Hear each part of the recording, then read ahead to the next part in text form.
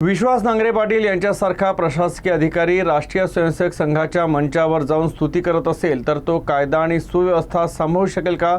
संविधानाची शपथ घेणं आणि संघाचं कौतुक करणं हे निंदनीय आणि आक्षेपार्ह आहे.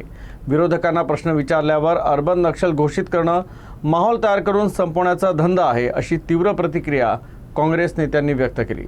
मला असं वाटतं की नागपुरात अनेक आयुक्त येतात, 2-2.5 वर्षानंतर नवीन आयुक्त येणारच आहे.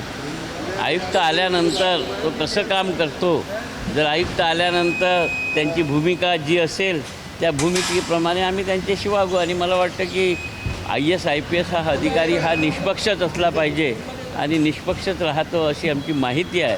परंतु इथे आल्यानंतर आपल्या निदर्शनास येईलच की ते कशा पद्धतीने काम करतात आहे, त्यावर मग आमची रिॲक्शन असते. असं आहे की जे अधिकारी आहेत ते अधिकारी जर RSS सारख्या संस्थेच्या प्लॅटफॉर्मवर जाऊन त्याची जर स्तुती करत असेल तर ते निष्पक्षपणे या नागपूरचं प्रशासन करू शकेल का? कायदा सुव्यवस्था सांभाळू शकेल का?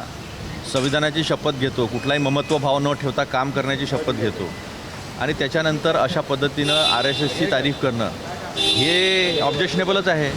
आणि मग एखादा मुद्दा लोकांच्या हिताचा विचारला विरोधी पक्षांनी की त्याला अर्बन नक्षलाईट म्हणून डिक्लेअर करायचं, हा जो धंदा आहे हा धंदा माहोल तयार करून एखाद्याला संपवण्याचाच असतो. त्याच्यामुळे कदाचित त्यांना असं वाटलं असावं.